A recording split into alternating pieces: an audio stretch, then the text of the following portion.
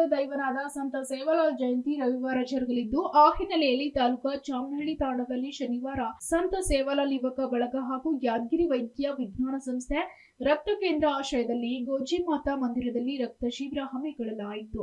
ಶಿಬಿರಕ್ಕೆ ಚಾಲನೆ ನೀಡಿದ ತಾಂಡದ ಯುವ ನಾಯಕ ರಾಜು ರಾಠೋಡ್, ನಮ್ಮ ತಾಂಡದ ಯುವಕರ ತಂಡ ಮೊದಲಿನಿಂದಲೂ ಈಗ ಭಾಗದಲ್ಲಿ ಸಾಮಾಜಿಕ, ಧಾರ್ಮಿಕ ಇನ್ನಿತರ ಚಟುವಟಿಕೆಗಳನ್ನ ನಡೆಸಿಕೊಂಡು ಬಂದಿದ್ದಾರೆ.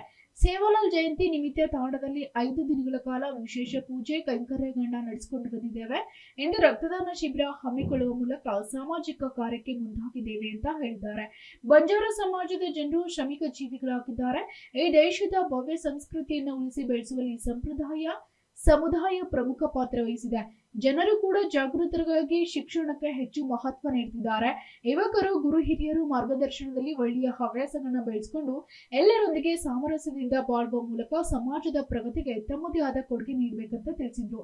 ಸೇವಾಲಾಲ್ ಯುವಕ ಸಂಘದ ಅಧ್ಯಕ್ಷ ಜಿತು ಚವ್ಹಾಣ್ ಮಾತನಾಡಿ, ನಾವು ಈಗಾಗಲೇ ಸಮಾಜದ ಪ್ರತಿಭಾವಂತ ವಿದ್ಯಾರ್ಥಿಗಳಿಗೆ ಶೈಕ್ಷಣಿಕ ಬೆಳವಣಿಗೆಗೆ ಸಹಕರಿಸಿದ್ದೇವೆ.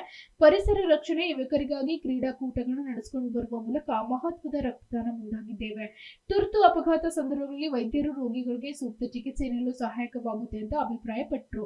ಬರುವ ದಿನಗಳಲ್ಲಿ ನಮ್ಮ ತಂಡ ಹಲವಾರು ಸಮಾಜಮುಖಿ ಚಟುವಟಿಕೆಗಳನ್ನ ಹಮ್ಮಿಕೊಂಡು ಎಲ್ರಿಗೂ ಅನುಕೂಲತೆ ಮಾಡಿಕೊಡಲು ಶ್ರಮಿಸುತ್ತೇವೆ ಅಂತ ಹೇಳಿದ್ದಾರೆ.